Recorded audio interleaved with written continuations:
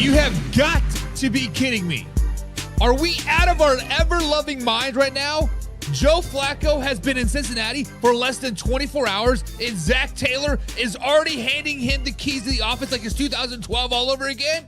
Guys, this is desperation at its finest. This isn't a savvy mid-season move. This is, we've run out of ideas. This is, let's go get or grab a 40-year-old quarterback who has been on the couch last week, kind of pathetic. Guys, let's be real. Flacco arrival doesn't fix the real problem in Cincinnati. The offensive line is a disaster. The running game is non-existent, and the defense is gassed from being on the field way too long. Joe Flacco isn't suddenly going to come in and make Jamar Chase and T. Higgins unstoppable when he barely has 2 seconds to throw. The man got benched in Cleveland. The man got benched in Indy. Now, the man should have been retired 3 years ago. His lack of mobility has turned him into a tackling dummy. And guess what? The Cincinnati Bengals protection is even worse than the Cleveland Browns. But Zach Taylor is up here acting like he discovered a fountain of youth. He fits our style of play perfect. Really? What exactly style is that? Slow dropbacks, forced throws, and praying for a pass interference flag? This isn't 2013 Baltimore. Flacco isn't saving any team. He's walking into a storm, and Taylor pretending it's a sunny day? Let's slow it down, baby. And don't even get me started about he's already faced the Packers a few weeks ago. So what? Does that mean he suddenly knows the Bengals playbook? Don't cram an entire offensive system over a phone call while being driven from Cleveland to Cincinnati and expect to work on Sunday. This is the NFL, not Madden on rookie mode. The Bengals traded for Flacco because they're desperate. Point blank. Jake Browning wasn't getting it done. Sure, but this move screams panic button. Taylor's hoping Flacco can sprinkle some of the Cleveland magic from last year or two years ago, actually, but that was a fluke stretch with a different roster, in a different system, and a much better line and defense. Cincinnati fans, you guys deserve better than this. You got elite weapons. You have one of the deepest wide receiver rooms in all of football, and your head coach is ready to roll out a 40-year-old quarterback to statue hope for the best? Listen, if it works, it's going to be a pure miracle. If it doesn't, Zach Taylor should probably be packing his bags right now. Because the truth is, Joe Flacco isn't the answer. He is the last resort. Cue that intro. Are you ready for the best damn NFL show on the planet? Man Hour Nation, rise up. Yeah, hey, let's go. Hitting that gridiron, we going hard, we running the plays. You know the vibe, only the strong survive. Gotta keep your head in the game. Talking NFL, uncut, straight raw, steady bringing that sauce. We about to take off, get it hype. This man, our sport talk. Yeah, from the quarterback to the lineman, everybody bringing heat. You don't really wanna try them. Hey, who gon' win? It's a battle of the giants. This show is the flyest. Nobody can deny it. This is Man Hour. Sport Talk. Man Hour. Sport Talk. What team you reppin'? We keep it interesting. Who caught another down? Who got that interception? This is Man Hour. Sport Talk. Man Hour. Sport Talk. What team you reppin'? We keep it interesting. Who caught another down? Who got that interception? Let's go. What is up, Man Hour Nation? I'm so glad you're all with us today. Welcome to Guys, the Man Hour NFL Talk, your go-to spot for live, raw, uncut NFL talk. But guys, before we jump into today's coverage, head over to manhourradio.com. That's where you find all your exclusive merchandise. Check out the blogs and everything's happening with the Man Hour Racing. So if you're rocking the Man Hour, guys, that is a spot to do it. Make sure you guys hit the like button, hit the share button, and of course, subscribe as well so you never miss a live interactive show. That's the easiest way to stay plugged with us each and every day. But if you want the full experience, become a Pigskin Pundit, guys. Our members-only community where you get free entry into all the weekly NFL pick'ems, giveaways, exclusive merchandise, and of course, the bonus live stream coverages that only the Pigskin Pundits get. So if you want that next level access, guys, join the squad today. And remember, guys, this is a live interactive show.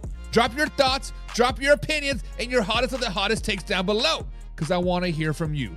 I want to hear from you, Mr. Wesley Sachs. He says, yo, what's up, Wes? What's up? So glad you're rocking us with today. Guys, head over to Elite Concrete Foundation over there on Facebook. The link is in the description below. Check them out, hit the like, and tell them that Buck sent you, because you know what? I'm just a nice guy at the end of the day. Alpha Robin's in the chat today as well. He says, what up, Buck? Flacco, man, he is getting around. Guys, Joe Flacco has been around the block several times over now. He had a great career in Baltimore. Let's not throw any shade about that. He was a Super Bowl winning quarterback in Baltimore. He led a very, very good Baltimore Ravens team back in 2012. Was it 2012 or 2013? Whatever year it was. And then he ventured off to the Jets and this team and this team. Guys, I actually posted a meme earlier today. Joe Flacco has played for every color of the rainbow. So if you guys look like Joe Flacco and you are a rainbow warrior, Joe Flacco has completed the rainbow. Wrap that around your head, guys. That is how many teams that Joe Flacco has played for. The complete rainbow. But, guys, it is Wednesday edition of Man Hour NFL Talk, guys. We're doing Overreaction Tuesday on a Wednesday because last night we had a little mitchy-matchy with the old wifey and whatnot. So we're going to do Overreaction Tuesday here on a Wednesday. We're going to talk about the Kansas City Chiefs. They are just fine. Slow it down, baby. We're going to talk a little bit about the greatest team in the NFC right now, and that is the Jacksonville Jaguars. We're going to talk about how overrated the Houston Texans are. The Panthers still suck. The Titans still suck. And guess what? The Saints still suck as well. We're going to cover all that, guys, and much more tonight. But let's start there right off at the top, and let's talk about the one and only Kansas City Chiefs.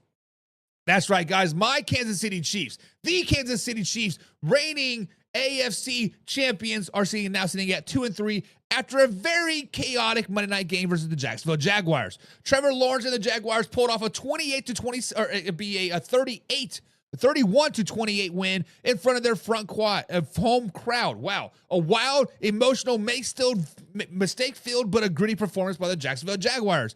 And naturally, what's happening right now is the media is completely losing their minds. Fans are panicking. What's wrong with Mahomes? What's wrong with Andy Reid? What's wrong with the Kansas City Chiefs? Is dynasty done? Is this done? Guys, slow it down, baby. Let me make this as clear as day. I want everybody to listen closely. I want you to come in nice and close. The Kansas City Chiefs are just fine. They are absolutely fine.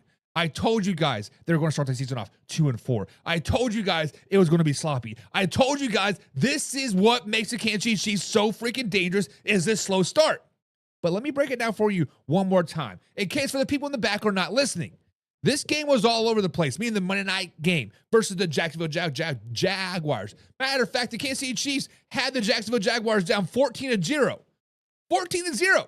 Everything was looking like the Kansas City Chiefs were getting ready to roll over. But then Trevor Lawrence, the man, the myth, the legend, finally showed up and earned those bills, yo. And all over the turf, literally, this dude got stepped on by his own teammate at the goal line, fell flat on his face, not once, but twice, got back up, ran through a tackle, and dove in for the game-winning score. That's grit, that's chaos, and that is football. But this wasn't about some domination by the Jaguars. The Chiefs actually looked better team for longer stretches in this game. They jumped out early, 2-touchdown lead early, held Trevor Lawrence to some ugly drives, forced a fumble at the goal line thanks to Nick Bolton, and he had 2 takeaways. Kareem Hunt had his best game of the year with a couple touchdowns with 158 yards rushing for the Kansas City Chiefs, a season high, I might add. And even though the Kansas City Chiefs fell short, this game filled with some kind of weird penalties and miscues that happens to every good team once in a while or twice in a season. The Kansas City Chiefs are just fine, guys. The Chiefs are just fine. Now, here is where I'm at with the Kansas City Chiefs. I want everybody to take a deep breath and calm down. The world is not on fire. They are 2-3. They are 2-3. They are playing decent football. This is exactly where I expected the Kansas City Chiefs to be heading into week 6. Like I said this once, I'll say it again. Before this season, I said the Kansas City Chiefs would start slow. Before this season, I said they were going to lose to the Eagles. They were going to lose to the Chargers. They were going to lose to the Lions. And they were going to lose to the Ravens. Now, I had them beating the Giants and the Jaguars. But, you know what? Flip the Jaguars and like Ravens around, whatever it is what it is. I said they are going to start slow. This is not time to panic. This is a reset point for the Kansas City Chiefs. When a team like the Kansas City Chiefs with Andy Reid, Patrick Mahomes, and the defense, and that is still top 10 in takeaways, start slow, this doesn't mean they're falling apart. It's mean they're loading up. They're testing their depth. They're figuring out who they can and cannot trust when it matters most. Their early season struggles makes them a dangerous team. Let me repeat that for the people in the back. This early season struggles makes them a dangerous team because now people will start counting them out. The same people who were praising Detroit and Buffalo 2 weeks ago will start sleeping on the Kansas City Chiefs, and that's when Patrick Mahomes is at his best, when he is the underdog. Every single year we do this dance. Are the Chiefs done? The dynasty's over. This is what happens. They're going to reel off 8, 9, hell, maybe even 10 wins in a row. Mahomes throws for 25 touchdowns, and suddenly everybody's going to pretend that they never doubted him. Guys, yes, Patrick Mahomes wasn't perfect so far this season. He had a pick 6. It is what it is. He had a couple bad drives late, but he still kept the Kansas City Chiefs in the game when things went sideways. The offense looked like it had life in the running game. The defense made strong plays early, but then the rookies like Travis Hunter, yes, that Travis Hunter, actually flashed potatoes on both sides of the ball for the Jacksonville Jaguars. Guys, the Jaguars are not a bad team. You don't think Mahomes sees all this talk? You don't think Andy Reid sees all this talk? You don't think the Kansas City Chiefs see all this talk? Come on. Guys, this is a proud, proven franchise. This is a proud team that knows how to handle this adversity. Guys, the Chiefs are right where I thought they would be at this point. Let me repeat that for the people in the back. Under 500 through the first 5 weeks. But let's be clear on this. They are still the most dangerous team in the AFC. Mark my words, guys. This team is about to go on a run. They'll be 9 or 6 or better by the time the season is over. Still pretty in the playoff position while the rest of the conference is wondering, how did this happen? So let me ask you guys this, Man Hour Nation. Are you guys confident that the Kansas City Chiefs' ability to turn it around, or do you think this early season struggle is now the new normal in Kansas City? Guys, comment down below.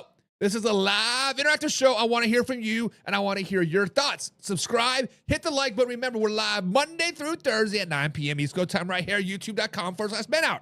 Now, let's get into the comments, and let's discuss your thoughts. Alpha Rob says, I feel what you're saying, but it's like all of a sudden the Bills are not good. It's only the first of 3 or 4 games. Alpha Rob, you are exactly right.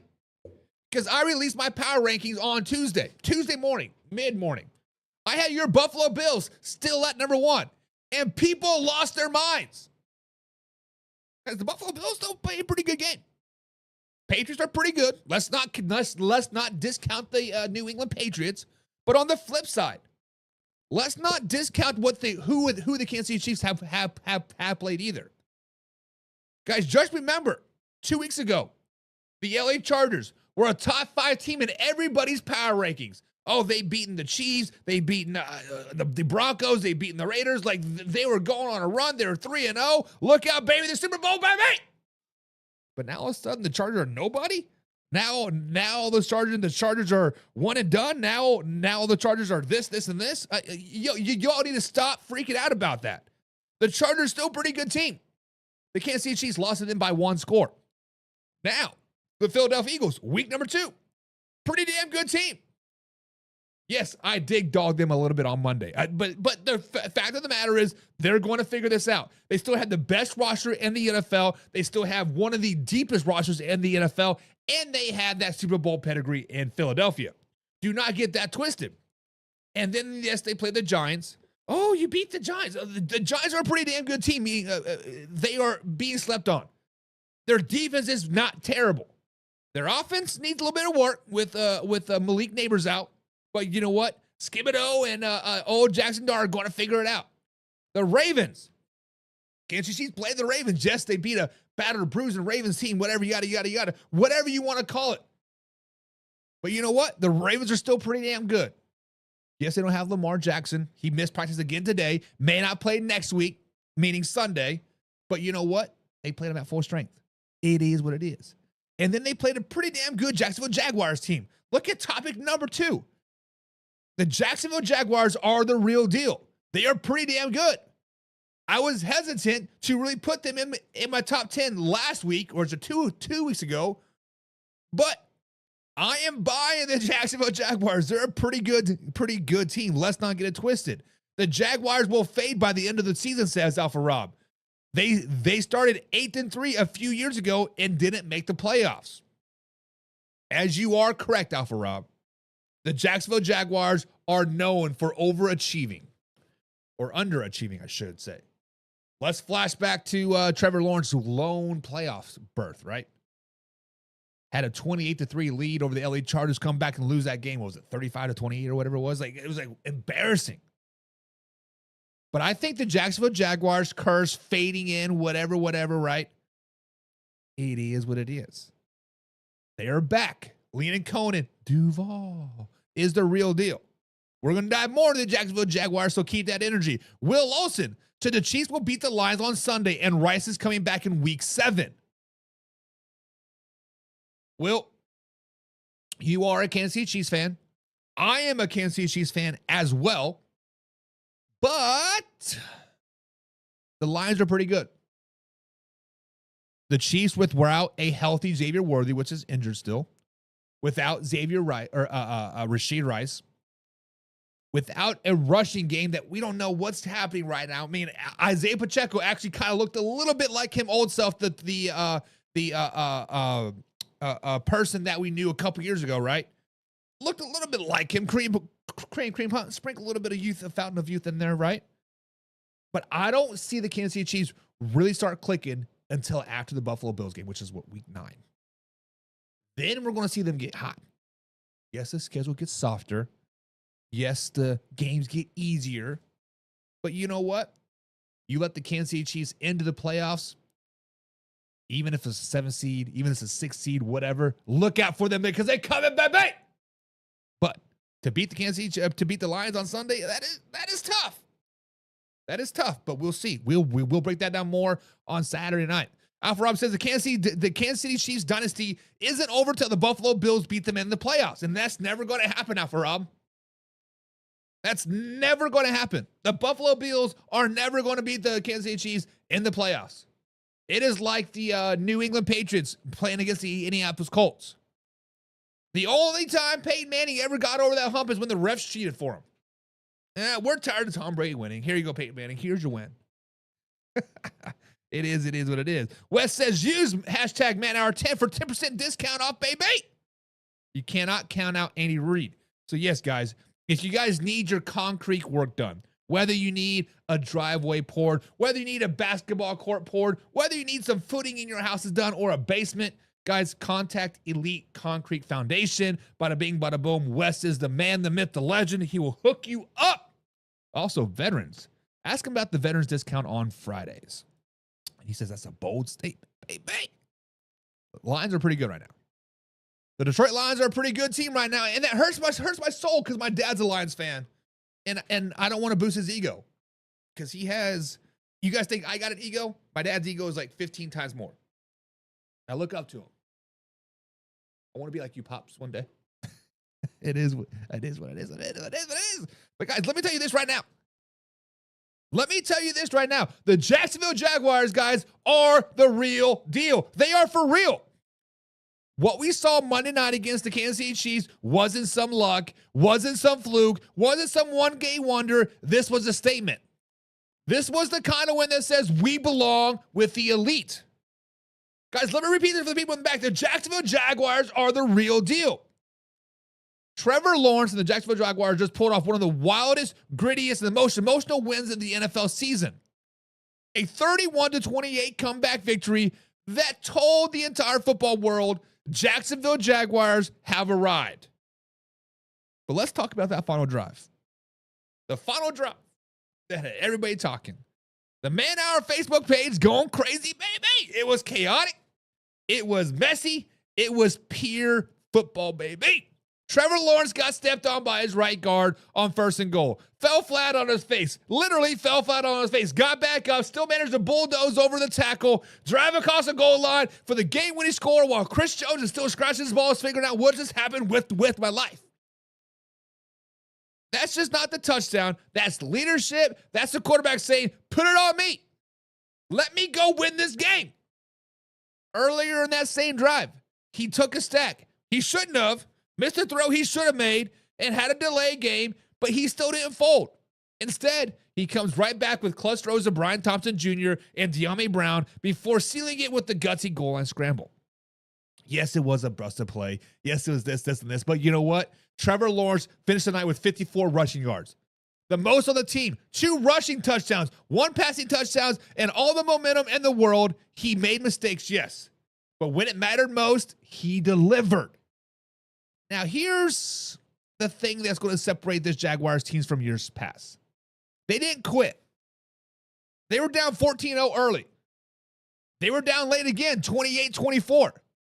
With under 2 minutes left to play, they kept fighting. They never gave up. Statistically, the Jaguars are used to being the front runners so far this season, leading almost all season long until this game. But against the Kansas City Chiefs, they were punched in the mouth early, and they were punched in the mouth often. For the first time all year long, they were down double digits. And at halftime, they were losing. The first time this season. What did they do? They didn't fold. They came roaring back. And the turning point, oh man, that turning point was the 99-yard interception by Devin Lloyd. That play flipped the entire stadium upside down. Lloyd jumped the route, juked out Patrick Mahomes, broke Kareem Hunt's ankles, and spread the length of the field. It was the longest defensive touchdown in Jacksonville Jaguars history and the longest pick six by a linebacker ever recorded in an NFL regular season game. He's just not hot. He was on fire, meaning Lloyd. The AFC Defensive Player of the Week, the AFC Defensive Player of the Month, and now possibly the Defensive Player of the Year level type of play. That play summed up the Jaguars' mentality. Bend, but do not break. Fight, do not give up. Go and through the whistle every time. This is the Jaguars' first 4-1 start since 2007. Let that sink in. Let's take it in the soda time. Since 2007, Wes was a sophomore in like high school. Alpha Rob, you were damn near a grandpa at this point, right? Will, you were probably still like stuck up on your mama. But just be honest. But they didn't show up. They showed out. And they did it on Monday Night Football. The only primetime game of the year under the lines against Patrick Mahomes and the NFL's modern-day dynasty quarterback. They didn't show up. They just didn't show up. They showed out. Trevor Lawrence outplayed Patrick Mahomes when it mattered most. The defense, despite giving it 476 total yards, came up with one game-changing play. The offense did look inconsistent at times, sure, but it was explosive when it needed to be. Liam Cohen's offense is starting to click. And with this much young talent, the ceiling is scary, scary high. This isn't the same Jaguars team that we saw a few years ago. This is a franchise with balance, swagger, and belief. They got a quarterback who's tough as nails, a defense that strives on takeaways, and a coach who knows how to win big games. Jacksonville is dangerous. The offense has playmakers all over it. Thomas, Brown, ETN, the list goes on and on and on. Led by Josh Hines Allen and Lloyd. One of the most optimistic units in the league. You can feel it. This team has championship DNA and is starting to form. So let me be the first to officially say this, guys. The Jacksonville Jaguars are one of the top teams in the AFC right now. They're physical, they're clutch, and they're built to last. The Kansas City Chiefs did not lose this game to the Jacksonville Jaguars. The Jacksonville Jaguars took it. So let me throw this to you, Matt Hour Nation. Do you guys think the Jaguars are legitimate Super Bowl contenders after this win, or they still need a little bit more for you to believe? Drop your thoughts, drop your comments, because it's a live interactive show. I want to hear from you. You guys think about the Jaguars' rise, or is it all smoke and mirrors? Hit the subscribe button, guys. Remember, we're live Monday through Thursday, 9 p.m. East Coast time right here at said platform. Now let's get into the comments and discuss your thoughts. Wes says, plain and simple, turnovers are game changers. Wes, this could not be more true. Every time you look at a team that's winning these type of games that are going back and forth, down to the last possession, you're always looking for a big play, a big kickoff, a big punt return, or a turnover, interception, strip sack, a little bit of this, a little bit of that. Turnovers are the biggest gut punch ever. Because Patrick Mahomes should have thrown that in a touchdown pass. Lloyd jumped the route. Just like when Trevor Lawrence dove over the pile. The ball was punched out of his hands. And then the Kansas City Chiefs scored a 96-yard drive the next play. Or not, but they had a 96-yard touchdown play or touchdown drive the next series. Those are tough. Very few teams can come over from interceptions or turnovers such as that. Those are huge. That's why this week in practice, I've been trying to preach turnovers. Get the momentum on our side. Get a turnover. That's what we want. Alpha Rob says they will simply fade away. They will fade away, and they'll be long, long gone by November. By November, they'll be skating in the wind and say, see you later, alligator. We'll say, after a while, crocodile. Alpha Rob, if this was 2024, 2023, 2022, 2021, 2020, I would be all aboard. I would be all aboard with that. However, I have been eating crow a lot this weekend. When the Buffalo Bills scored that touchdown, I believe it was Josh Allen rolled out. Did Josh Allen run it in or pass it? Either way, he rolled to his left, touchdown. I said on our Facebook page, the Patriots are done. They had a good fight. They were done. The Patriots, they're like, hold my beer. This is going to be a battle. The Jaguars, in years past, after that punch-out, reach-over touchdown that Trevor Lawrence should have had, years past, they would have folded. This is a different year. Different coach, different regime. Hell, they just traded Tank Bigsby, which I thought should have been RB1. Travis Etienne's like, hey, give the ball to me. Trevor Lawrence, you do your thing. This is back to the Clemson days. We go to the moon. The Jaguars are here to stay, Alpha Rob. And I know as a Buffalo Bills fan, you are scared about that. As a Kansas City Chiefs fan, I am scared about this. Because Trevor Lawrence, if you guys remember, I don't know, 3 years ago, we had a draft expert. I use that term loosely because, you know, experts are all what makes you an expert. But Wayne G and his little pundit came on and said, if you build a quarterback in the lab, it'll be Trevor Lawrence.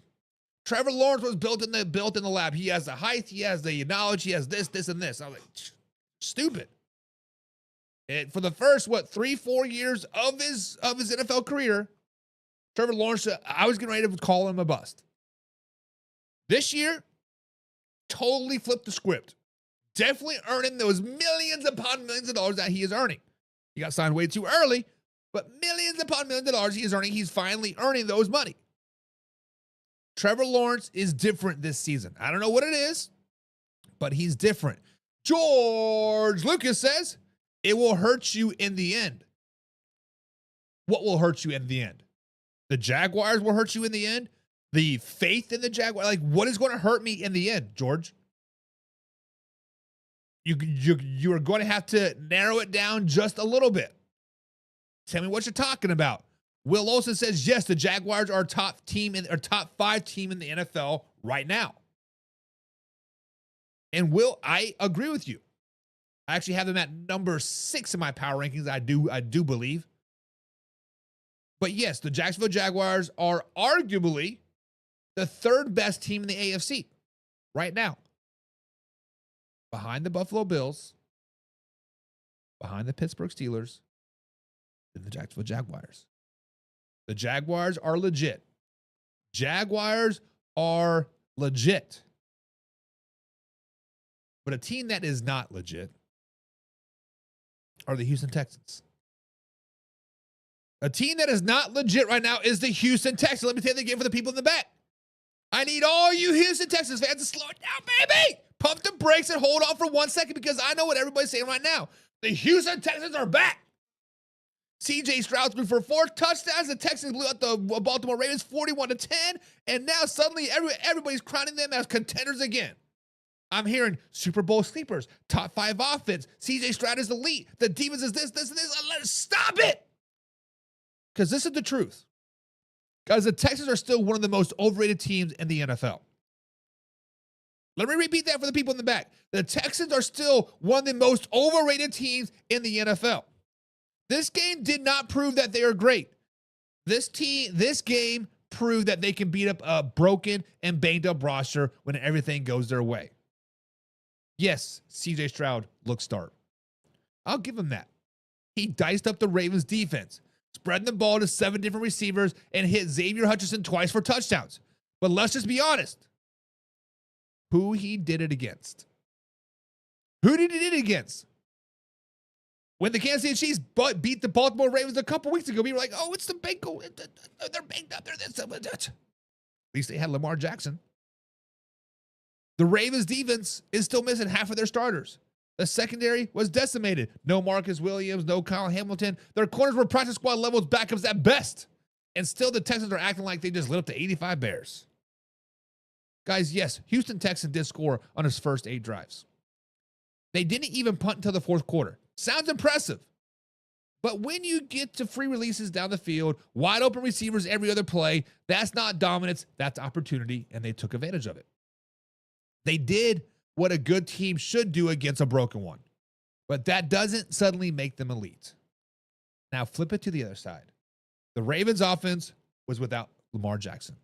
Dead on arrival, in my opinion. Cooper Rush looked like a deer in the headlights. 179-yard passing yards, half of them coming on 2 plays. Derrick Henry, who was supposed to be the engine of the offense, got smothered for 16 yards on 9 carries to start the game. So yeah, Houston Texans defense did look dominant. They controlled the line. They first turnovers. Jalen Purett grabbed 2 picks. Their front 7 swarmed, and they allowed only 207 total yards. But then again, who they did it against? A backup quarterback, a flat offense, and a running game that completely lost his identity without Lamar Jackson's mobility to open up the field. So guys, here's the real question. Are the Texans good? Sure. I'll give them good. But are they back? Elite AFC team? Not even close. Let's not forget, before this game, Houston has been struggling. CJ Stroud was getting hit more than any other quarterback in football. The offense couldn't finish drives. The defense was giving up chunk plays. And now one blowout against an injury-riddled team suddenly makes them a contenders again? No freaking way. They still got to prove that they can beat good teams. Teams that are healthy, teams that can pressure Stroud, teams that can force him to make tight window throws instead of wide open reads. They got the Seattle Seahawks coming up. One of the best pass defenses in the league. Let's see if CJ Stroud still looks decisive when he's staring down Woolen, Witherspoon, instead of backup cornerbacks in Baltimore. Here's what people forget. This is exactly what Houston Texans do. They tease you. They show flashes. They dominate one week, and then they completely vanish the next. DeMeco Ryans has his team believing, sure, but this roster still isn't built for sustained success. The offensive line is inconsistent at best. The run game is hit or miss at best. And that defense, while fast, still gives up big plays at a team that can stretch the field. This was fun to watch. It was flashy, but it's fool's gold. Because when Houston runs into a team like the Buffalo Bills, the Kansas City Chiefs, the Pittsburgh Steelers, the Jacksonville Jaguars, the momentum is going to fade real freaking fast. CJ Stroud is talented. DeMeco Ryans can coach. But until the Texans can do it against a playoff caliber competition, not backup quarterbacks and a busted defense, I'm not buying the hype. They are not contenders. They're a 500 team at best. This team has played their best all season long. So I'll ask you this, Man Out Nation. Are the Texans actually legit AFC threats? Or are we falling for the same hype train we do each and every season for the last 3 for the Houston Texans? Guys, drop your thoughts. Drop your comments. Because it's a live interactive show. And I want to hear from you. Subscribe. Hit the like button. And remember, we're live Monday through Thursday at 9 p.m. East Coast time. But now, you want to talk about heart? You want to talk about grit? You want to talk about refusal to quit? Let's talk about the Carolina Panthers. Yes, those Carolina Panthers. They were down 17-0. Chuba Hubbard out. Bryce Young looking like forget which team he was throwing to. Looked like it was going to be a long Sunday in Charlotte. But then, out of nowhere, equal Rico happened. The Panthers re-raced a 17-point deficit and stormed back to beat the Miami Dolphins 31-27 in one of the most wildest comebacks of the 2025 NFL season, besides the Titans versus Cardinals. And I'm telling you right now, guys, this moment could flip the entire season for the Carolina Panthers. Now, let's start with the obvious. Rico, the man, the myth, the legend. When I say he ran wild, I mean he dominated, baby. 206 yards rushing, 23 carries, 1 touchdown, 9 yards per carry. 9! He ripped off runs of 53 yards, 43 yards, and kept pounding the Dolphins' defense for 6 and 7-yard gains like clockwork. No Chuba Hubbard? No problem. Rico said, give me that rock! And credit where credit is due. The Panthers, Dave Cannells, didn't panic when the team fell behind 17-0. Most coaches in that situation start forcing the ball in the air. Cannells said, no, we're sticking with the run. That's decision. And Rico's domination completely changed the game. Now let's talk about Bryce Young, Mr. 5'6" man himself, because his game was full of Bryce Young experience. Terrible start. 2 turnovers in the first 2 possessions. Looked like another long day for this second-year quarterback. But to his credit, the kid settled in. After the Dolphins retook the lead in the fourth quarter, Young led the calm, efficient, game-winning drive, capped off with a touchdown pass to Mitchell Evans at the goal line. He strong. He stayed poised, and he proved something that Carolina Panthers fans needs to see.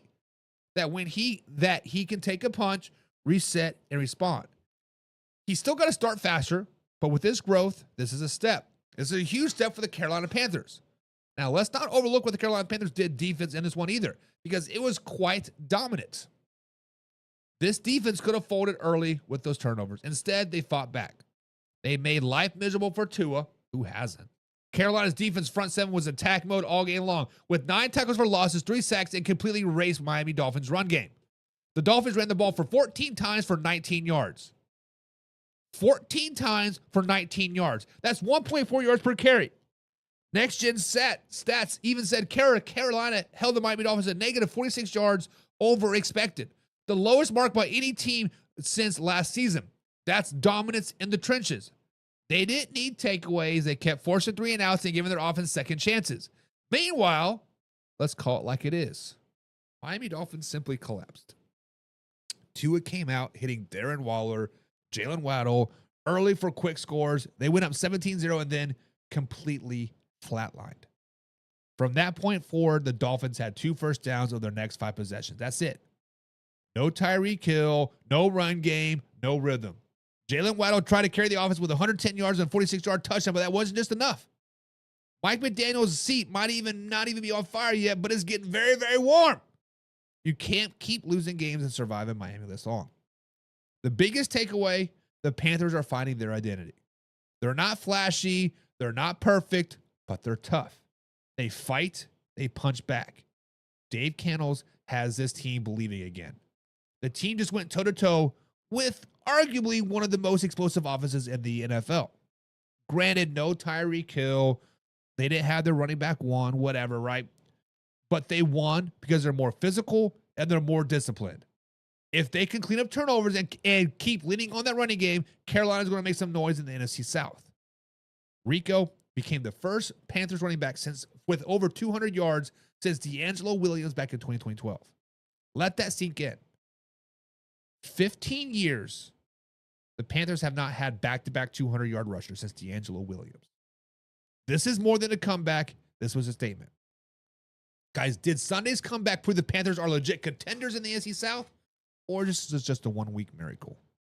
Comment down below, because it's a live, interactive show. I want to hear your thoughts and your opinions on the Panthers' huge win on Sunday over the Miami Dolphins. Guys, subscribe, hit the like button, and remember, we are live Monday through Thursday at 9 p.m. East Coast time. My man, Old Man Rivers in the chat. Pigskin pun. Get you some. He says, what's up? What's up, Old Man River? Guys, be like Old Man River, become a pigskin pundit. But Will Olsen, I guess I missed that comment. My bad, Will. Let me get back there. He says the Texans have had a tough schedule thus far. They lost to the Rams 14-9, lost to the Bucs 20-19, and the Jaguars 17-10. They will still make the playoffs and potentially win the AFC South.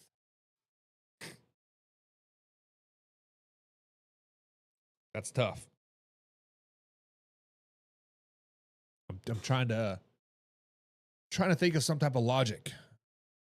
Jaguars fall off, Colts fall off, expecting to fall off.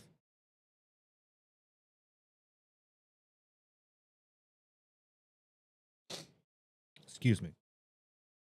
But I don't know. Whomever says the Panthers are still a 500 club. They are. They are a 500 club, old member. You are exactly correct. However, they shut out the Atlanta Falcons a couple weeks ago. They lost to a pretty good Patriots team. Yes, they kind of got blown out by the Patriots. What was it? 40-10 or whatever it was, 42-13. I can't remember. They did get blown out. This is a pretty good Patriots team. And they come out and they do this against the Miami Dolphins. We need to start to notice a little bit. We need to start to notice. And then they do play the Dallas Cowboys this weekend, Old Man River. And if they can beat the Dallas Cowboys, winning 3 of their last 4 over the Falcons, Dolphins, and Cowboys, their schedule looks very favorable coming forward. Jets, Saints, Falcons, Saints again, Seahawks, Bucks twice. They've had the Bucks number as of late. But we'll see what happens. We'll see what happens, guys. But it is time for Overreaction Tuesday on a Wednesday.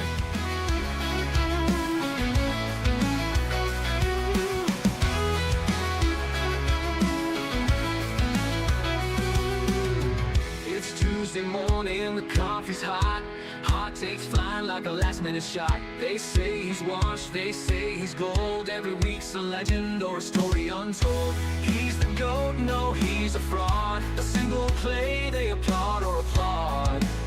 Overreaction Tuesday. Big swings, small plays. One snap changes fate. Overreaction Tuesday. The crowd or the decade, no middle, just debate. All right, guys, so it is time for Overreaction Tuesday here on a Wednesday. If those of you that have not seen this segment before, let me break that down for you. Here's the deal. I'm going to throw out a hot take, a bold statement, and a tense reaction to something going wrong around the NFL world. And then we're going to decide if it's an overreaction or if it's actually spot on. If we think it's an overreaction, guys, we're calling it out. We're going to say, whoa, slow it down, baby. It's a little bit too much. Let's talk about dialing it back. Let's see things a little bit more perspective. But if we think it's actually legit, we're going to agree. We're going to roll with it. We say, you know what? That's not an overreaction, Buck. That's reality, and here is why. So, guys, I'm going to throw out some of the biggest takes, and we're going to jump the gun. If the hype is real, let's figure it out. Overreaction Tuesday, guys, here on a Wednesday. Just debate.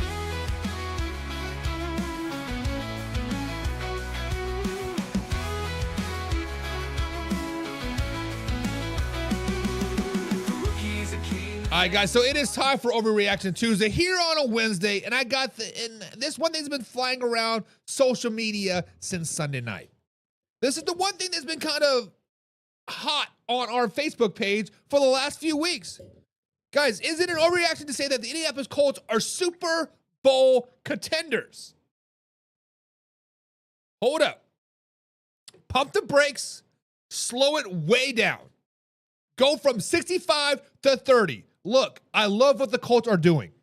They are 4-1. They're playing clean football. They're fun to watch. But Super Bowl contenders? Not yet, baby. Let's be honest. And let's be honest about what we've actually seen. Yes, the Colts have been red hot. They has just steamrolled the Las Vegas Raiders 47-10. 6 touchdown drives, no turnovers, and only 1 punt all day long. Daniel Jones was efficient again. Jonathan Taylor looked like vintage JT again. And that defense completely shut down the Raiders in the red zone.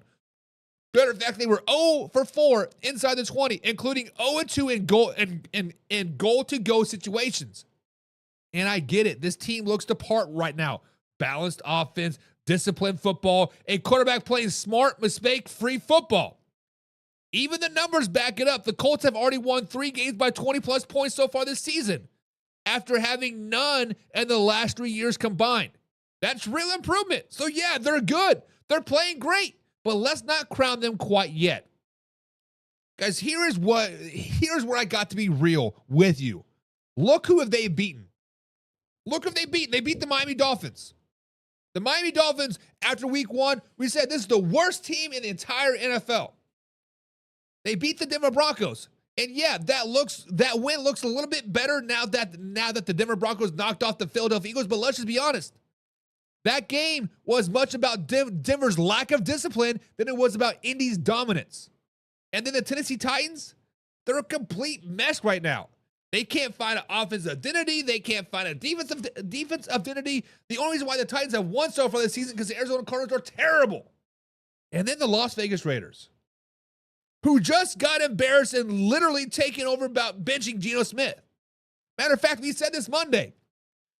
Fire Pete Carroll, cut Geno Smith, start Kenny Pickett. They're not playoff caliber teams right now. Not one of them. Not the Broncos, not the Titans, not the Raiders, not even the Miami Dolphins. Yes, you can say they battled the LA Rams, whatever. They should have won it, whatever. But the point of the matter is they didn't. The Rams have flaws. They might be the biggest flawed team in the entire NFL.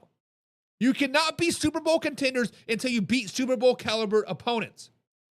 And Chris Collinsworth said this about 17 times on Sunday Night Football. To be the man, you got to beat the man. Chris, we get it. To be the man, you got to beat the man. Chris, shut up. We get it. To be the man, you got to beat the man. And guess what? So far, the Colts haven't done it yet. Now, don't get it twisted. This team deserves credit. They're well coached underneath Shane Steichen. They play clean football, and they don't beat themselves. Daniel Jones, yes, Daniel Jones has been epic, poised, and productive. Just 2 interceptions through the first 5 games. He's completing tight window throws, like 4-yard touchdown pass to Michael Pittman Jr., and only had a 22% completion probability per next-gen stats. That's elite execution. Jonathan Taylor looks rejuvenated. The offensive line finally healthy and dominating up front. And the defense, they're not flashy, but they're making you earn each and every yard. This team is doing everything right fundamentally. But here's the thing. The real test hasn't even started yet. Look ahead at their schedule. It's smooth sailing for the next few weeks. The Colts don't face a legit heavyweight contender until early November when they head to Pittsburgh Steelers to take on the Steelers. That is going to be a limited test. That's where we find out if the Indianapolis Colts are for real or if they're just beating up bottom half of the NFL teams. Because you can rack up wins in October, you can rack up wins in September, but if you cannot beat the contenders in November and December, you just a field goal story that flames out before January. So guys, is it an overreaction to call the Colts a Super Bowl contenders? Yes. Now, not by much. They're good. They're improving. They're disciplined, but they haven't proved that they can go toe-to-toe with the elite.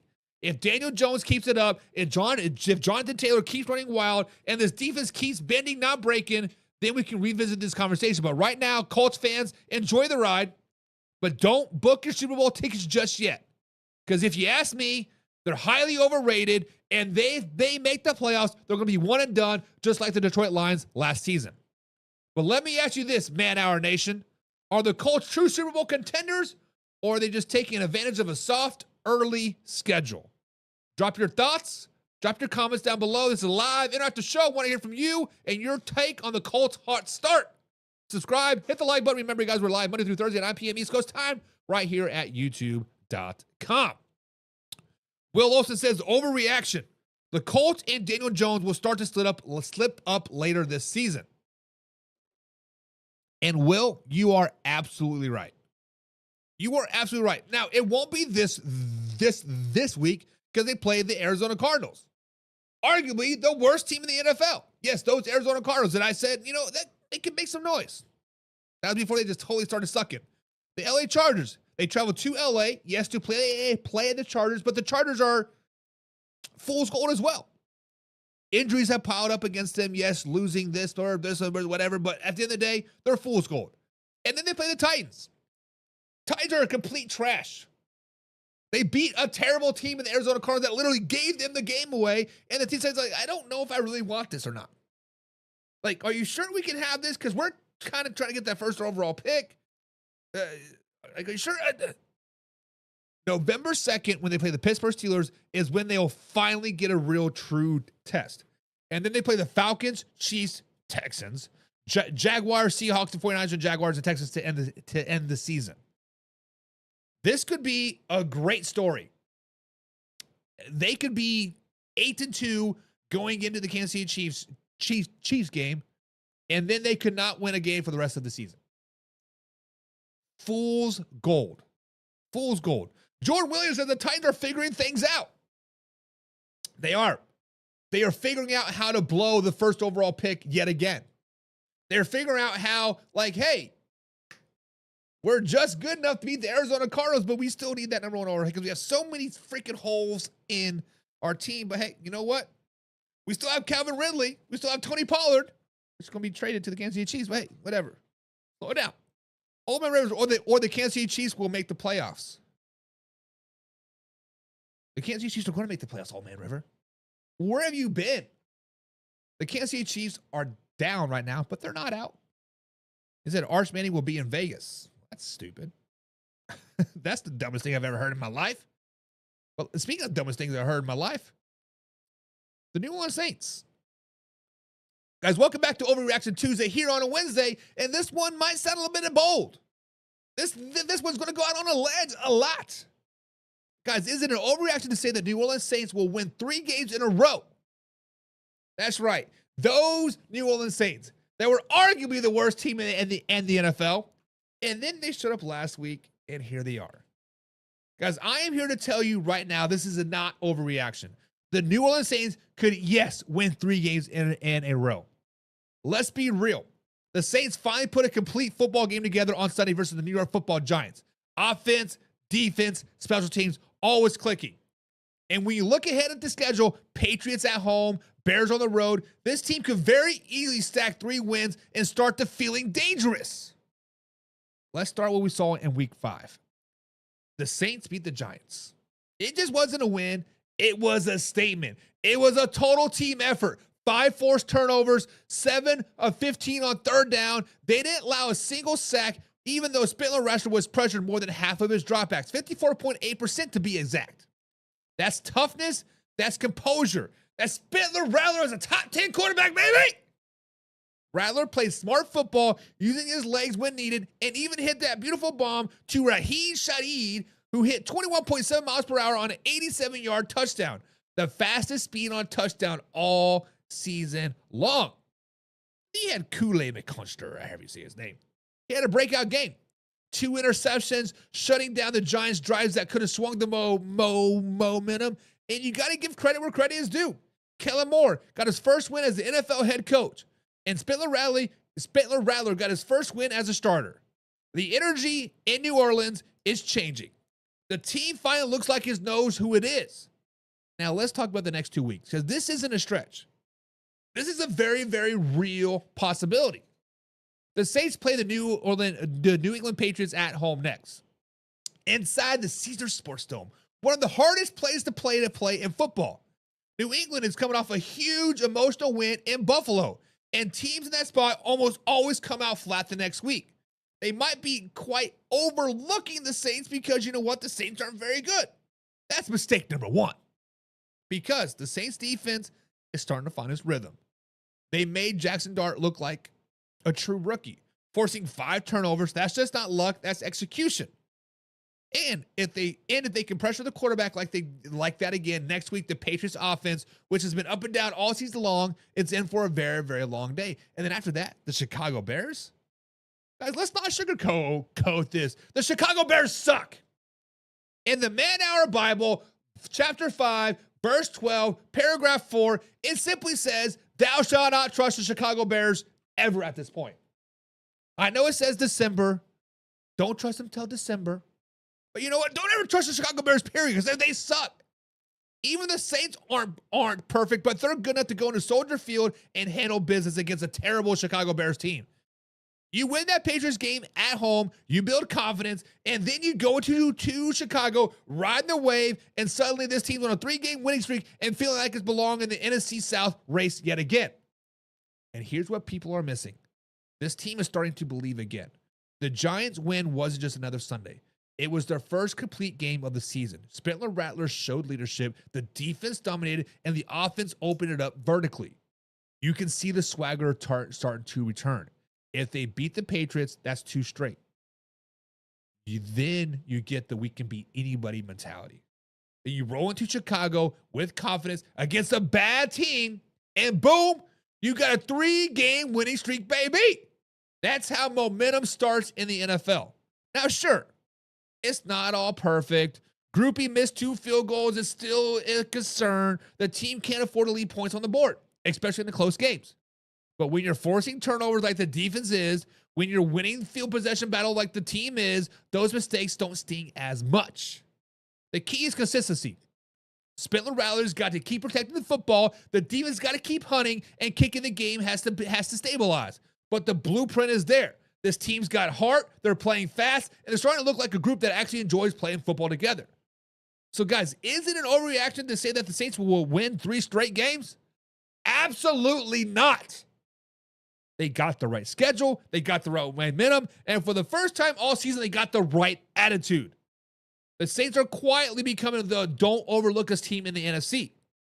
So let me ask you this, Man Hour Nation. Are you buying the Saints resurgence? Or do you think it's just a short-lived hot streak? Drop your thoughts down below. It's a live interaction show. I want to hear from you. What do you think about the Saints' next 2 matchups? Subscribe, hit the like button. Remember, we're live Monday through Thursday at 9 p.m. East Coast time. Now let's get into the comments and discuss your team. Wes says simple as this: we back, baby! And then he says, laugh my ass off. Wes, you cannot hype up your team and then LOL it. You cannot say we back. You can't be patting that chest and say, oh, my bad, LOL. LOL. And then Old Member says, put the dog down, baby. The Bears are a 500 team. So let me ask you this, Old Man River, Mr. Pigskin Pundit himself. Guys, we like Old Man River. Pigskin pun. Get you some. Since when is a 500 team not a bad team? If you're right 50% of the time, that's not success. That's failure. What is success in the grade book? 60% or higher. 61%, 62%, 77%, not 50%. 50% you are failing at life. 50% was you are failing at this, you're failing at this, but hey, I got this right, but then you got this right. 500 team is not a good team. They're not elite team. They're not, the Bears suck, Old Man River, and you know this. Verts, baby. Throw it to the field. Let Spencer Rattler open up the field. The only thing you guys are missing right now is Michael Thomas. Get rid of Michael Thomas. No, he's too busy beating up teammates and faking a hamstring injury and being like Lamar Jackson like at this point. Will Olsen says the Saints will lose to the Patriots and the Bears. Simply put, this is an overreaction. Stop spreading misinformation, Buck, says Will. I say, Will, you need to slow it down, baby. You need to slow it down because the Saints are coming. They coming, baby. They coming, they coming, they coming. And West was saying, LML to the Titans are back. Stay tuned to Factor Crack because we're going to talk about the Tennessee Titans. We are going to talk about the Tennessee Titans and the Factor Crap, so stay tuned to that. And Turf Toe. That's what Michael Thomas has is Turf Toe. I didn't know that. I thought he was too busy beating up teammates and a little bit of this and a little bit of that. Just, I don't know. Too much drama. Old Member says exactly, and look what Aaron Glenn's first year's Blues as well. And then Brandon says, rumor alert, Trevor Lawrence being the Kansas City Chiefs was just AI. It was all fake. That's tough. That is tough. That is tough. That is tough. But guys, it is Overreaction Tuesday here on a Wednesday. Guys, and this is a spicy one. Because anytime we talk about the Dallas Cowboys, people want to just up in arms this way or this way. But I'm going to tell you this right now, guys. Is it an overreaction to say that the Dallas Cowboys can just outscore everyone and be successful this season? Guys, let's just be 100% honest. The Cowboys team this season is built different. They're explosive, they're creative, and Brian Schottenheimer has a first-year offense playing chess while everybody else is out there playing checkers. The Cowboys' offense is the real deal. But let's start what we saw on Sunday. The offense just keeps rolling. Dak Prescott threw for over 300 yards, top 5 quarterback in the NFL, I might add. That's absolutely a dime to a 43-yard touchdown pass to George Pickens over Sauce Gardner. That's just not execution. That is confidence. That is dominance. That is one of the best quarterbacks in the NFL. And then the balance? Oh my goodness, baby. Javonte Williams was a monster. 16 carries, 135 yards, and a touchdown, averaging over 8 yards per carry. He ripped off a 66 yard to set up a score, then finished the half with another touchdown from 5 yards out. He was forcing missed tackles left and right, 7 total, I might add, and racking up yards after contact like it was Madden on rookie mode. Their offense is humming. That's right. The offense is humming. Over 400 total yards, scoring in bunches, and they did it all while losing the time of possession battle. That tells you exactly explosive how they are. This is where I've got to give some serious love to Brian Schottenheimer. He's proving this isn't just a one-month wonder. The play calling creativity is next level. He keeps defense off balances and pre-snap motion, design rollouts, and timely deep shots. And most importantly, he's empowering Dak Prescott. Dak Prescott is just not a game manager. He's dictating him. The confidence, the pocket movement, the decisiveness, it's the best version of Dak Prescott we have ever seen. This is why I've been saying Dak Prescott is a top 5 quarterback in the NFL year after year after year, because he is. Schottenheimer's offense feels like he finally understands his identity. Attack, pressure, attack, and never let up. Now, here's the big question. Can the Dallas Cowboys really just rely on their offense to win this game this year? Normally, I'd say that's dangerous thinking. You can't depend solely on shootouts. But for this team, with this system, guys, it is absolutely possible. The Cowboys are deep at every offensive skill position. Dak is locked in. Williams is running angry. Pickens, Ferguson are giving defenses nightmares. And oh, by the way, CeeDee Lamb is still silent, and he's still yet to come back. And when they are rolling, it is over. We have known all offseason this defense was going to give up. It was going to be what it used to be. Not without Micah Parsons, because this defense just isn't very good. Okay, that's okay, because the offense has picked up the slack. But when your defense gives you a couple stops and your offense can drop 30+ almost every week, that's a formula that's working in today's NFL. And let's not act like the defense was bad on Sunday. They actually showed up. James Houston stepped up for a big 1.5 sacks, leading the Dallas Cowboys front to pressure Justin Fields on half of his dropbacks. 5 different players got in on the sack party as well. The pass rush was relentless. And when you have a lead and your other team is playing from behind, passing the ball, pin those ears back and go get the ball. Now, let's be real. This isn't going to be the new norm for the Dallas Cowboys defense. They're not that shutdown unit from a couple years ago. They got guys like Houston and Devontae Flower to keep this team respectable on that side of the ball, and that's all Dallas needs. A good enough defense to give Dak and Brian Schottenheimer a chance to hang points. So, guys, is it an overreaction to say the Dallas Cowboys can just outscore opponents all season long and win the NFC East? Not at all. This offense is dynamic, it's balanced, and is built for speed and creativity. What did the Detroit Lions do last season? Their defense was highly overrated. They were so great because they were playing with the lead most of the year. Guys, and let's not forget, this is the same franchise that's built some of the best offensive line and running games the league has ever seen in decades. The formula just shifted. It's less grind you down, more run right past you. This is the top 5 offense right now, and it's just getting started. So, Man Hour Nation, I'm going to leave it up to you guys. Is it an overreaction to say the Dallas Cowboys can win games by simply outscoring everybody this year? Or do you think their defense will eventually hold them back when it matters most? Because I'm telling you this, if they keep putting numbers up like this, nobody's going to get in a shootout with them, and nobody's going to stop them. Drop your thoughts in the comments down below. This is a live interactive show. I want to hear from you. Subscribe. Hit the like button. Remember, we're live Monday through Thursday at 9 p.m. East Coast time until the high school football season is officially over. A couple weeks. Brandon says the Jags' last touchdown looked like a birth of a baby giraffe. Not wrong, Brandon. Not wrong at all. Old Man River says, but what are the Dallas Cowboys' record? You see it right here. They're 2-2-1. Look, right up there. Top of the screen. See it? They're 2-2-1. The Dallas Cowboys are 2-2-1. Old Man River, didn't you say a 500 team is a good team? So it's only convenient to say a 500 team is a good team when it's not a team that you like or root for. Like what is that? But when you look at the Dallas Cowboys' schedule so far this season, they open up against the Philadelphia Eagles. The Eagles are a pretty good team. Lost by 4 points. They beat the Giants in a shootout. Yes, they did get embarrassed by the Chicago Bears. Yes, it is what it is. It was the Chicago Bears' first home game. Caleb Williams played out of his mind. Ben Johnson coached one hell of a game. Tied to the Green Bay Packers. And he beat down the Jets. I mean, let's not front that the Dallas Cowboys are playing some juggernaut schedule either, right?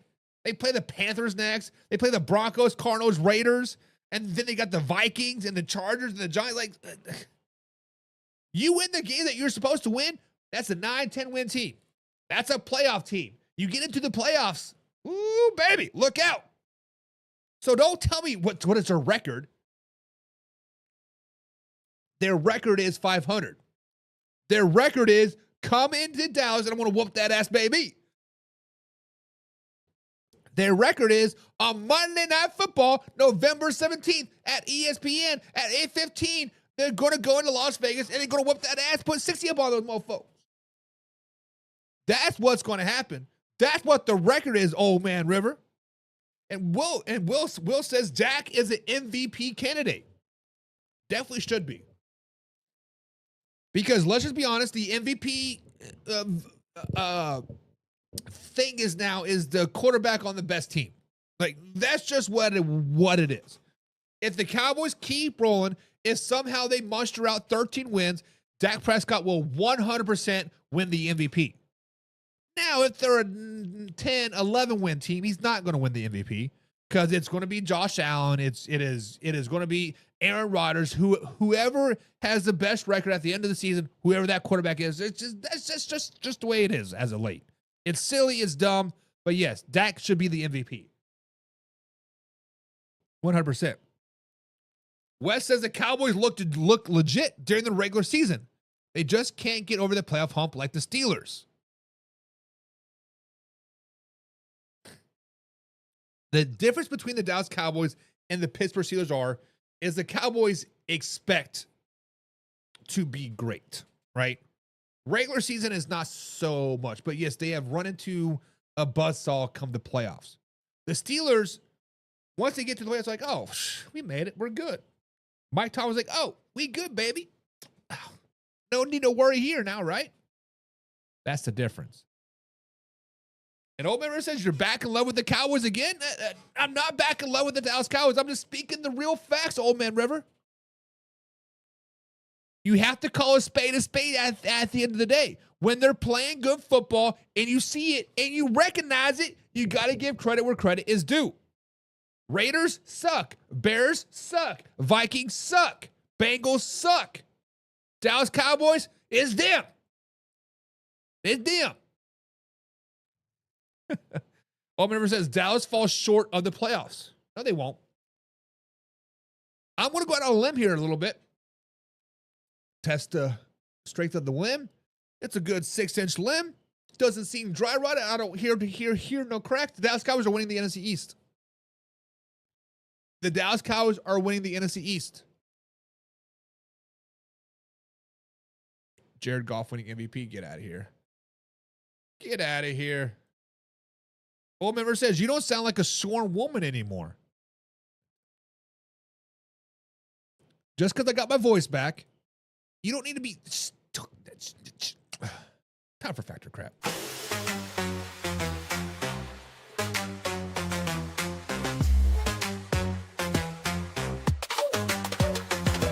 When there's something strange in the NFL scene, rumors fly wild, what does it mean? You scroll through the feed, it's a clickbait trap. Who you gonna call? Fact or crap?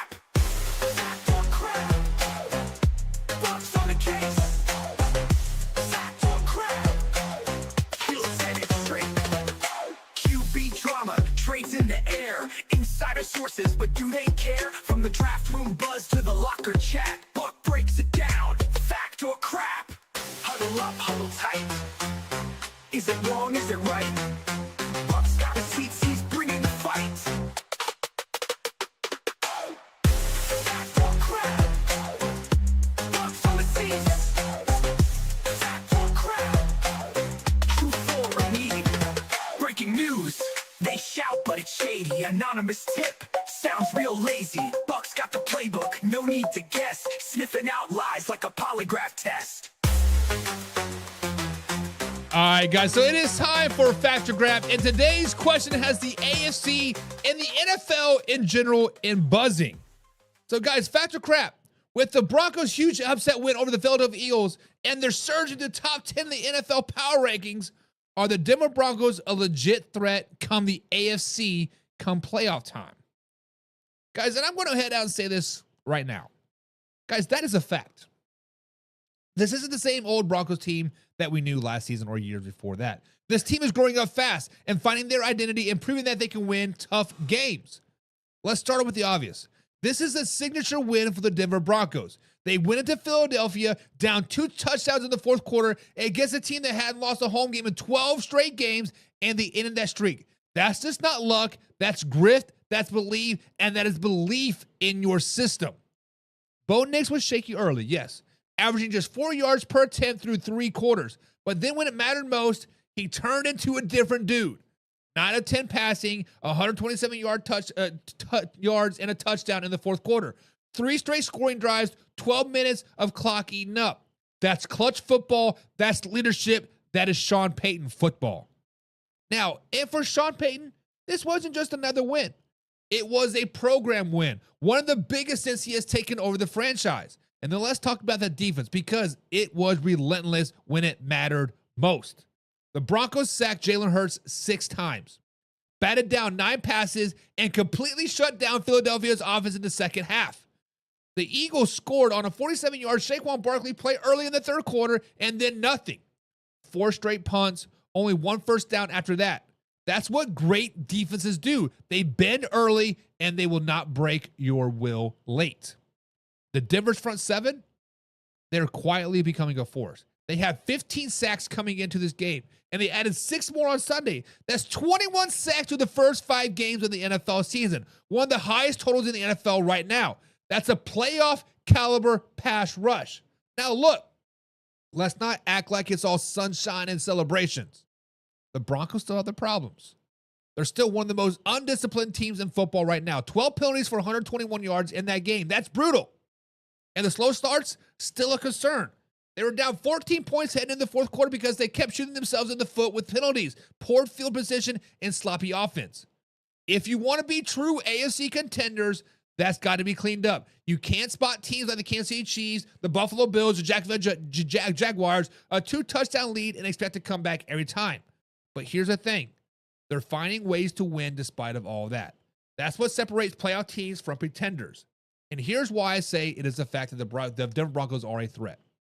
They have a coach who's been there and done that. Sean Payton knows how to win big games. They have a second-year quarterback in Bo Nix who doesn't panic and makes mistakes when it counts. They have a defense that can hit you in waves, and most importantly, they have momentum. That's the kind of win that completely flip a season. When you go into Philly, knock off one of the NFC's best, that's the type of victory that builds belief in the locker room. You can feel it. This team is starting to belong. It belongs in the upper tier. And when the rest of the AFC looks around, they're going to realize Denver isn't back on track. They're dangerous. So, Man Hour Nation, I'm calling this fact. The Broncos are absolutely a threat in the AFC come playoff time. They're not perfect. They've got the formula, a balanced offense, a growing young quarterback, and a defense that can get after anyone. If they can fix the penalties and stop the slow starts, this team can make serious noise in December into January. But I want to hear from you guys. Are the Broncos real, or did they just catch lightning in a bottle against Philly? Drop your thoughts below. This is a live interactive show. I want to hear from you, your thoughts. What do you think about the Denver's rise to the AFC? Subscribe, hit the like button. Remember, we're live Monday through Thursday at 9 p.m. East Coast time right here at youtube.com/Menard. Now, let's get into the comments and discuss your thoughts. Old Member says, yes, they played well. Peyton is a good coach, and it has them clicking. Old Man River says, fact, fact, fact. Old Man River, let me ask you this question. Are you willing to go out on the limb and say that the Denver Broncos are now the favorites to win the AFC West? With the injuries that are happening in Vegas, your Raiders not playing great football right now, and the Kansas City Chiefs most likely going to be a wild card team. Do you think that the Broncos can overtake the Chiefs and the Chargers in the AFC West? Are you willing to put that down? Will Olsen says, fact, they are good, but I don't think that they could get past the Chiefs or the Bills in the playoffs. Will, as I do agree with you there, right? You have to get there. So the old saying goes is you have to know how. So you have to learn how to lose before you know how to win, right? Is that how it says that, right? Like you have to lose before you know how to win, right? Just like the Kansas City Chiefs had to have D Ford line up offsides versus New England Patriots and Tom Brady in the AFC Championship game. They had to lose that game so they could go on their winning streak, right? Are you worried for years upcoming? 2027, 2028, yada, yada, yada. Now, I'm not saying that the Broncos are a Super Bowl caliber team. I'm not saying they're going to go to the AFC Championship game. But I'm saying if they are a wild card team, they're certainly going to win a wild card game. They're going to go into the divisional weekend. That is what I mean as a threat, right? Because once you get to the divisional weekend, you're down to 4 teams. It's any given Sunday. Anybody can win at that particular point. They are truly a threat. Benjamin Tucker's in the chat. What's up, Benjamin? He says, young team that needs to be molded. And Sean Payton do that for them. And they a dominant defense. I agree. However, last season, I want to retract of some things that I said. I said the Denver Broncos making the playoffs last season is actually going to hurt them this season because of the draft capital, a little bit of this, a little bit of that, whatever. You guys can go back and like watch those clips. I'm thinking now the Broncos making the playoffs, Bo Nix's rookie year, kind of gave them that little bit of swag, like, hey, we're supposed to be here. We're expected to be here, right? So I may have spoke a little out of turn saying the Broncos shouldn't have made the playoffs last season. Old Member says that's why we watched the game. Peyton has a system and a defense needs more takeaways, but they still lose to the Raiders. Raiders Nation for life. Ugh, that is tough. Benjamin says they are a threat because teams undermine them. Teams do overlook the Denver Broncos, and that's why I think they beat the Philadelphia Eagles. Because the Philadelphia Eagles were up 14-0. They're up 14 points going into the fourth quarter with 10 minutes left in the game, whatever it was, right? And they're like, oh, this team's whatever. They are going to fold. They simply overlooked them. The Eagles threw the ball for 48 times, rushed the ball for 11. Saquon Barkley rushed the ball 6 times for 11 yards versus the Denver Broncos. Most teams are not going to want to go into the teeth of the Denver Broncos defense, which is their secondary. Right? Patrick Surtain is arguably the best secondary player in the entire NFL. Most teams are not going to want to do that. But yes, Benjamin, you are correct. I think a lot of people are still overlooking the Denver Broncos, and that's why they will be a threat moving forward. But guys, now the next up here on the Factor Crap is another spicy one. Guys, Factor Crap. Are the Tennessee Titans still the worst team in football? I know. Slow it down. They did get a win. On Sunday, they finally got a win. A crazy comeback win over the Arizona Cardinals.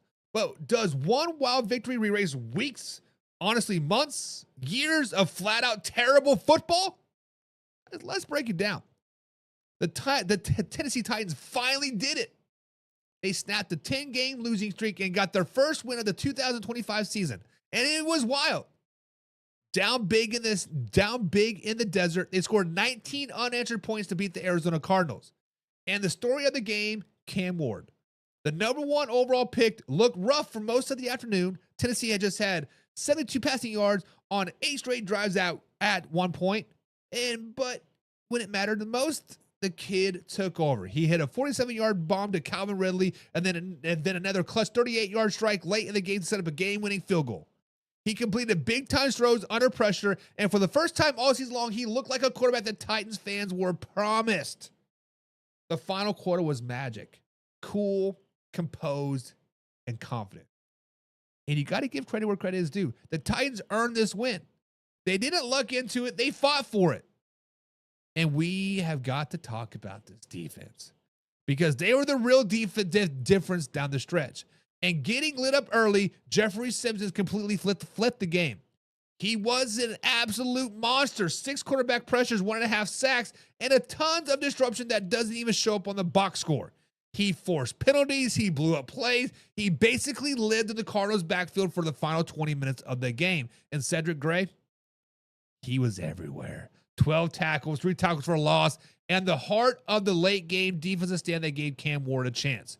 So yeah, the Arizona Cardinals collapse was epic. And we'll get into that. The Tennessee defense deserves credit too. They forced mistakes, they capitalized on them. And now, this is where we got to keep it real. Does one dramatic comeback win over the Arizona Cardinals, a team that just made the NFL history by losing a walk-off field goal 3 weeks in a row, suddenly makes the Titans a threat? No. Because for 3 quarters, this was the same old Tennessee Titans. Slow starts, no rhythm, penalties, and an offense that could not sustain drives. And even with this win, let's not pretend this team still doesn't have major issues. Their offensive line, trash. Their run game hasn't found its footing. And until the 4th quarter Sunday, Cam Ward looked like a rookie who's still trying to figure out the NFL speed that never will. So while this win is awesome, it doesn't erase the fact that Tennessee Titans still have the weakest resume in football. They're not dead last anymore, but yet they're still at the bottom. So here's some good news. This can be the turning point. Every struggling team needs that one game to flip the script. That moment when they realize that they can win in this league. This was it for the Titans. Their win probability dropped below 1.8% according to Next Gen Stats. That's second most improbable comeback of the entire season. They had the lowest average win probability of any win since 2016 at just 12.1%. That tells you how wild this comeback really was. And now you got a young quarterback with a little bit of confidence, a defense that's showing life, and a team that finally is starting to believe a little bit again. They're not the worst football in football anymore. They just need to prove that they could close a game. So guys, fact or crap, are the Tennessee Titans still the worst team in football? I'm calling it crap. Now, they're still not good, but after this win, after this comeback, they climbed off the bottom rug. They're showing some growth, they're showing some fight, and most importantly, they've shown potential. If Cam Ward keeps trending upward, and if Jeffrey Simmons keeps wrecking games like he did on Sunday, this team finally start to look competitive again. They're not out of the woods yet, but they're no longer the easiest, worst team football in answer. So let me throw it to you, Man Hour Nation. Was Sunday's win enough to remove the Titans from the worst team in football conversation? Or do you still need to see more before you start believing? Because one comeback is great, but now they got to prove it wasn't a fluke. Guys, comment down below. This is a live interactive show. I want to hear from you. Will Olsen says, fact. And the Titans should have won that game. The Cardinals got hosed by the refs. Well, let's slow it down, baby. The Cardinals gave that game away by not crossing the end zone, by fumbling at the half-yard line, fumbling it out of the end zone, which would have put the game away. Well, it was 18-0 at that point. Bada bing, bada boom. All of a sudden, you're looking at 27-point lead, 27-0 going into the fourth quarter. The Cardinals gave that game away. Refs or not, it doesn't really matter. The Cardinals gave that game away. Benjamin Presley says they're not a threat, but it shows a spark. Let's not get it twisted. I'm not saying the Titans are a threat by any stretch of the imagination. They're not a threat to win the South. They're not a threat to get second place in the South. Hell, they're not even a threat to get the third place in the South. There is no threat in Tennessee Titans go hand in hand. No. But a couple weeks ago, we said they were the worst team in football. It was them, the Saints, and the Miami Dolphins, and potentially the Carolina Panthers. Now, it's simply just the New Orleans Saints. Let's just be honest. Old Member says, we will see who gets Arch Manning after the Titans Raiders this weekend. Old Member, what is the hype about Arch Manning? Have you not watched this kid play? I'm going to be honest. He's not very good. He got all this hype the last couple seasons. Oh, Cam Newton just grow. He's not very good.